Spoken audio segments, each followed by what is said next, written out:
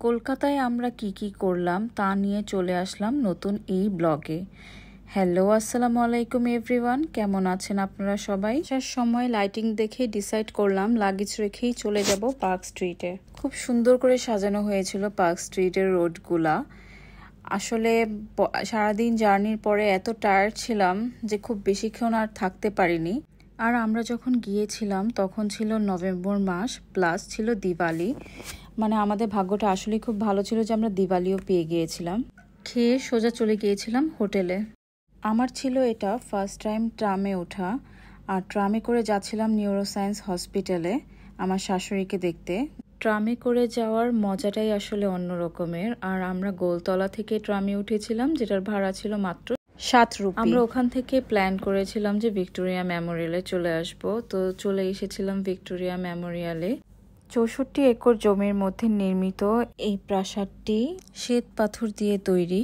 এটা হচ্ছে প্রাসাদের একটা মডেল যেটা এখানে দেয়া হয়েছে।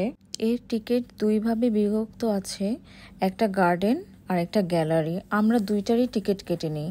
আবার কেউ যদি চায় যে শুধু গার্ডেন সাইডটাই দেখবে, তাহলে সে শুধু গার্ডেন সাইডটাই কাটতে পারে। আর কেউ যদি চায় যে না দুইটাই দেখবে, তাহলে দুইটাই কাটতে পারবে। আর এটার আরেকটা ইনফরমেশন যেটা আপনাদের জানা খুবই জরুরি, প্রত্যেক সোমবার মিউজিয়ামটা কিন্তু অফ থাকে। ঘোরার জন্য এটা খুবই সুন্দর একটা দারুণ জায়গা। আমার মতে কলকাতা আসলে অবশ্যই ভিক্টোরিয়া মেমোরিয়ালটায় আপনারা ভিজিট করবেন, কারণ দেখার জন্য এটা একটা ফেমাস আর একটা ভালো জায়গা। আমাদের আসলে এই ট্রিপটা ছিল মেডিকেল চেক আপের, যার জন্য আমরা কলকাতা শহর পুরো ঘুরোঘুরি করতে পারিনি। আমাদের শুধু ভিক্টোরিয়া মেমোরিয়ালটাই দেখা হয়েছে, আরও অন্যান্য ফেমাস জায়গাগুলো আমরা যেতে পারিনি।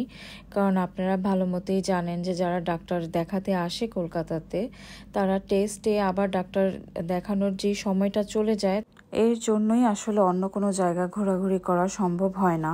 আপনাদের যদি মেডিকেল সংক্রান্ত কোনো তথ্য জানার থাকে তাহলে অবশ্যই আমাকে কমেন্টসে জানাবেন। আমি চেষ্টা করব যতটুকু নিজে জানি আপনাদেরকে জানিয়ে হেল্প করার। প্রাসাদ দেখা প্রায় আমাদের শেষ, তাই আমরা প্ল্যান করি যে এখন আমরা একটু খাওয়া দাওয়া করব। খাওয়া দাওয়ার জন্য আমরা চলে যাচ্ছিলাম পার্ক স্ট্রিটে।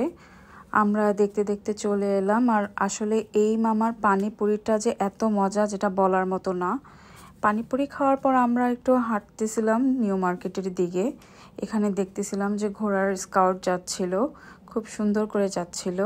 আমরা পরে আবার হাঁটতে হাঁটতে মেইন নিউ মার্কেটের ফটকে চলে আসি, যেখানে খুব সুন্দর করে লাইটিং করা হয়েছে, স্টেজ করা হয়েছে। এখানে আবার গানও চলছিল।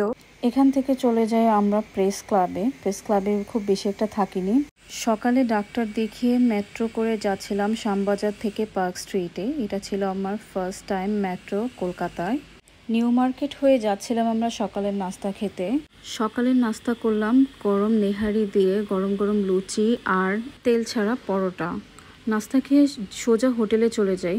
সন্ধ্যাবেলা চলে যাই বিডি মুখার্জি স্যারের সাথে দেখা করতে। উনি একজন ভালো অ্যাক্টর প্লাস গাইনোকোলজিস্টও। স্যারের সাথে দেখা করার পর আমরা একটু গিয়েছিলাম সল্ট লেকে একজনের সাথে দেখা করার জন্য। এটা ছিল ওখান থেকে আসার পথে পার্ক স্ট্রিটের গলির কিছু ভিডিও। আমরা যাচ্ছি খাবারের দোকানে, কারণ রাতের খাবারটা কমপ্লিট করতে হবে, যেহেতু কালকে আমাদের দুপুরে ফ্লাইট।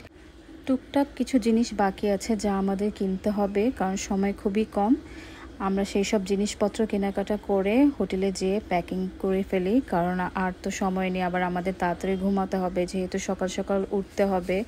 হোটেল ছাড়ার সবাই অবশ্যই ভালো করে একবার চেকিং করে নেবেন, যাতে আপনাদের কোনো কিছু রয়ে না যায়। তারপরে আমরা সকাল সকাল উঠে নাস্তা করে চলে যাই এয়ারপোর্টের উদ্দেশ্যে।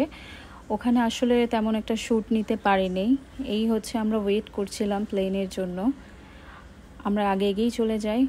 এই তো আলহামদুলিল্লাহ আমরা চলে আসি বাংলাদেশে। আজকের ব্লগটা এই পর্যন্তই। আল্লাহ হাফেজ।